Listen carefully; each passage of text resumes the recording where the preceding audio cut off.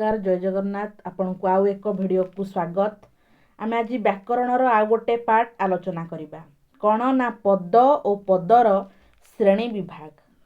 तो पद कौन ना शब्द उपयुक्त रूप अर्थात विभक्तियुक्त होई वाक्य व्यवहृत हेले ताहाकु आमे पद कहिबा। माने शब्दटा पद रूप विवेचित हेबा पूर्वरु प्रथमे विभक्तियुक्त होइथिबा आवश्यक। जेमिति कि उदाहरण स्वरूप आम देखा छात्र छात्री माने बस रे पिकनिक गले तो छात्र छात्री माने होछि हमर विभक्ति लागिला बस रे एठी विभक्ति लागिला तो विभक्ति लागिला परे ही ताहा पद रूपे विवेचित हुए। आ गोटे उदाहरण आम देखा श्री जगन्नाथଙ୍କ मंदिर रे 12 मासरे 13 पर्व पालित हुए तो एठी मंदिर रे लागिछि विभक्ति मासरे तो विभक्ति लागिला। आमे कहि परिबा वाक्यर प्रत्येक अंश पद विभक्तियुक्त होइथिया दरकार एवं वाक्यर प्रत्येक अंश को मध्य आमे पद बोली कहंती। तो पदर श्रेणी विभाग पद को आमे केते भागरे विभक्त करिसंती देखिबा।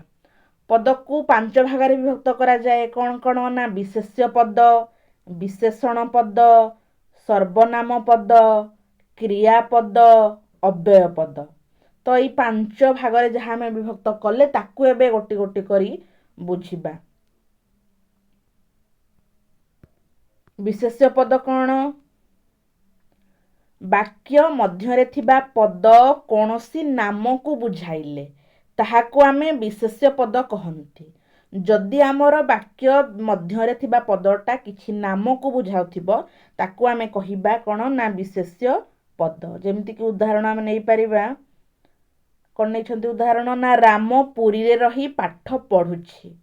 एठी राम गोटे पिलार नाम को बुझाइला आउ पुरी गोटे सहर तो राम आउ पुरी दुईटा जाक आमर हो जीव कौन ना पद कहीं ना पुरी एक सहरर नाम राम गोटे पिलार नाम। परवर्ती उदाहरण देखंतु देवमाली पर्वत कोरापुट जिल्ला रे अवस्थित। देवमाली गोटे पर्वतर नाम कोरापुट गोटे जिल्लार नाम तो दुईटा जाक आमर पद हो कहीं ना गोटे नाम को सब बुझाउछि। परवर्ती उदाहरण है शारदा दास ओडिया महाभारत रचना करथिले। एठी आमर शारदा दास मध्य पद महाभारत मध्य गोटे पद। परवर्ती विशेष्य पद को 5 भागरे विभक्त करा जाइछि। आमे देखिले विशेष्य पद कौन ना जेउ पद कोनोसी नाम को बुझाए ताकू आमे विशेष्य पद कहंती। एबे से विशेष्य पद को आमे 5 भागरे विभक्त करिबा कौन कौन ना नाम बा संज्ञावाचक विशेष्य जातिवाचक विशेष्य गुणवाचक विशेष्य वस्तुवाचक विशेष्य आ गोटे हैला क्रियावाचक विशेष्य। एबे गोटी गोटी करी बुझिबा। नामवाचक विशेष्य कौन जेउ पद गुड़िक कोनोसी निर्दिष्ट व्यक्ति नदी पर्वत ग्राम देश जेउ पद गुड़िक कोनोसी निर्दिष्ट व्यक्ति नदी पर्वत ग्राम देश राज्य सहर प्रभृतिर नाम को प्रकाश करे ताहाकू आमे कहंती नामवाचक विशेष्य पद। माने एक निर्दिष्ट व्यक्तिंको नाम प्रकाश करुथबो जेमति कि राम हो सीता किंबा गीता एमिति निर्दिष्ट व्यक्ति सेमति निर्दिष्ट नदी हेइथिबो महानदी हो आमर काठजोड़ी हो आमर गंगा नदी हो ब्राह्मणी नदी हो एमिति गोटे गोटे निर्दिष्ट नदी को प्रकाश करिवो। ठीक सेमति पर्वत आमर मेघासन पर्वत हो कि गंधमार्धन पर्वत हो कि हिमालय हो कि कपिलास हो एमिति गोटे गोटे निर्दिष्ट पर्वतर नाम को जेमिति प्रकाश करुथबो। निर्दिष्ट नाम को प्रकाश कले आमे ताकू जाई कहि परिबा कोन ना विशेष्य पद। एबे आमे उदाहरण माध्यम रे बुझिबा। भुवनेश्वर खोर्धा जिल्ला रे अवस्थित। देखंतु भुवनेश्वर गोटे सहरर नाम गोटे निर्दिष्ट सहरर नाम आउ खोर्धा आमर गोटे निर्दिष्ट जिल्लार नाम तो भुवनेश्वर आ खोर्धा दुईटी जाक हो जिवे आमर कौन ना नामवाचक विशेष्य। नामवाचक विशेष्य को मध्य संज्ञावाचक विशेष्य बोली कहा जाए। परवर्ती उदाहरण देखंतु ना गीता 10म श्रेणी परीक्षा रे उत्तीर्ण हैला। एठी गीता जने निर्दिष्ट बालिकांक नाम को बुझाउछि तो गीता मध्य आमर हो जीव नामवाचक विशेष्य। परवर्ती उदाहरण कौन देखंतु ना कपिलास पर्वत ढेंकानाल जिल्लार अवस्थित। एठी आमर कपिलास गोटे निर्दिष्ट पर्वत, ढेंकानाल गोटे निर्दिष्ट जिल्ला, तो दुईटी जाक आमर कौन हो ना एक नामवाचक विशेष्य।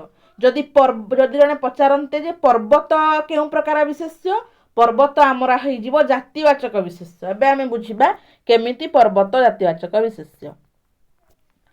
तो जातिवाचक विशेष्यर संज्ञा आमे प्रथमे देखिदबा जे जेउ पद कौनसी एक निर्दिष्ट जाति बा गोष्ठी समूह को बुझाए ताहाकू जातिवाचक विशेष्य पद कुहा जाए।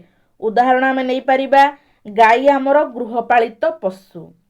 तो एठी गाई कहिले आमे कौनसी निर्दिष्ट गाई को नहीं नहंती। गाई कहिले एठी आमे बुझुछंती जते सब गाई अछंती दुनिया रे। आउ पशु कहिले मध्य आमे कौनसी निर्दिष्ट पशु को एठी विवेचना करि नहंती। तो पशु मध्य जते सब पशु अछंती, तो गाई आउ पशु हे जिबे आमर जातिवाचक विशेष्य। माने जातिवाचक विशेष्य हवा पई आमर पूरा गोष्ठी को बुझाउथवा दरकार बा एक निर्दिष्ट जाति को बुझाउथवा दरकार। जेमिति पशु, पक्षी, पर्वत, पर्वत मध्य हे जिवो आमर कौन ना जातिवाचक विशेष्य। कहीं ना जदि आमे गोटे निर्दिष्ट पर्वतर नाम कहती मनकर मेघासन कि देवमाली एमिति गोटे गोटे निर्दिष्ट नाम कहीदेले से आमर नामवाचक विशेष्य हो जिवो। किंतु जदि आमे खाली पर्वत बोली कहिबा तबे सेठी आमर से नामवाचक विशेष्य हबनी, कौन हबो ना जातिवाचक विशेष्य हबो। परवर्ती उदाहरण को देखिबा आमे महानदी ओडिशार बड़ नदी। अच्छा, तो एठी नदी हे जिवो आमर जातिवाचक विशेष्य। नदी कहिले सबु नदी को बुझाउछि। किंतु जदि आमे देखिबा महानदी, महानदी केउं प्रकार विशेष्य हबो ना महानदी हबो आमर नामवाचक विशेष्य। कहीं ना महानदी गोटे निर्दिष्ट नदी को बुझाइला। आ जदि खाली नदी आमे कहिबा खाली नदीटा हे जिवो आमर जातिवाचक विशेष्य। कहीं ना एठी नदीटा संपूर्ण नदी जाति को बुझाइला बा जेते सबु नदी अछंती। परवर्ती उदाहरण देख, छात्र माने विज्ञान मेला रे भाग नेले। तो छात्र माने एठी आमर हे जिवो कोन ना जातिवाचक विशेष्य। कहीं ना एठी गोटे निर्दिष्ट छात्र नाम कुहा जाय नाही, एठी छात्र माने कुहा जायछि। माने अनेक छात्र, छात्र माने विज्ञान मेला रे भाग नेले, तो छात्र माने हे जिवो आमर जातिवाचक विशेष्य।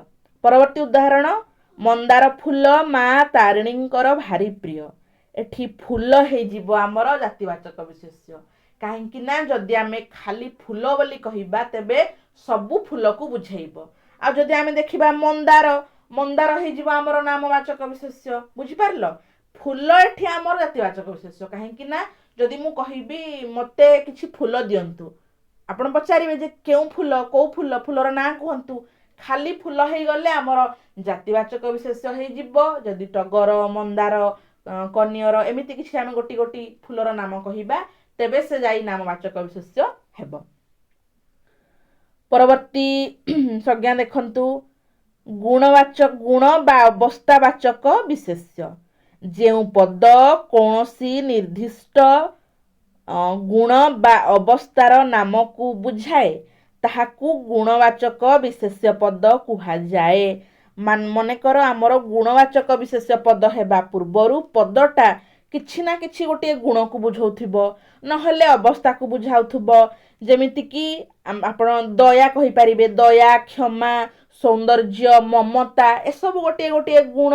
आउ आमर दुख, सुख, वार्धक्य, दारिद्र्य ए सब गोटे गोटे आमर कोन ना अवस्था। आपण कहिबे बाल्यकाल, यौवन, कैशोर ए सब गोटे गोटे अवस्था।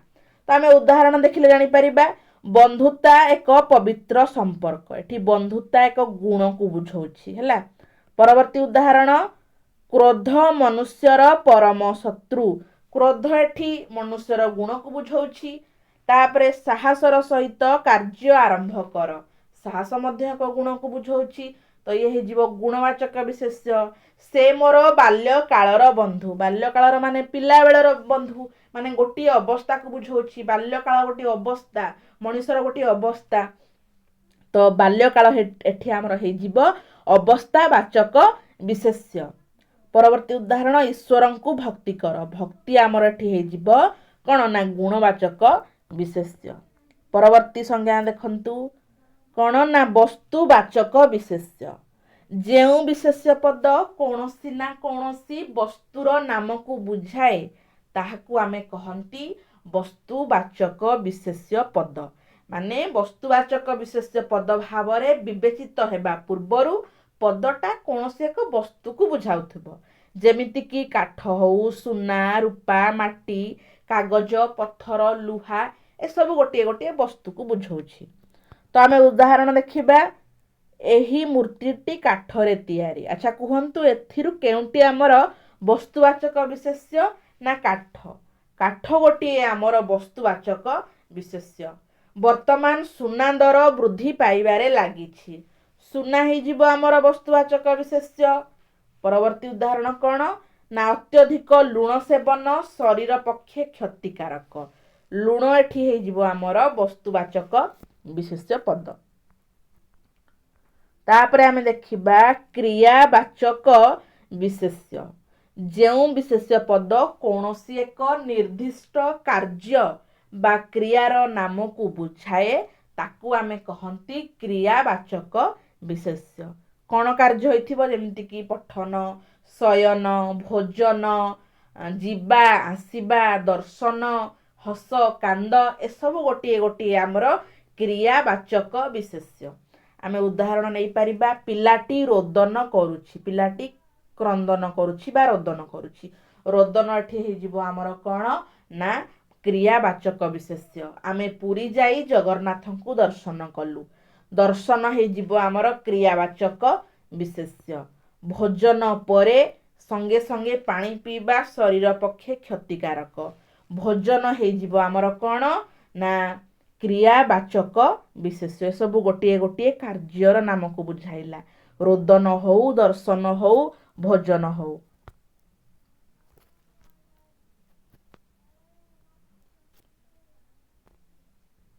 तो आज एतिकी आशा करुछि आपण माने भिडियोटी जहाँ भी आम पढ़ेली मु आपण बुझी पारथिबे। आज केवल विशेष्य पदटा ही आलोचना करिछि। पद कौन, विशेष्य पद कौन, केते भाग आम विभक्त करिसंती।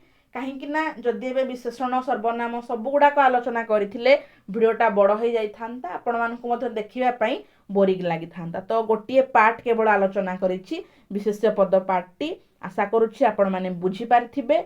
जदि कोनोसी किछि बुझी पारि नाहांती ताहले मते कमेंट माध्यम रे निश्चिंत जणाइबे। मु आउ थरे मध्य बुझे दे पारिबी। तो रहुछि। जय जगन्नाथ।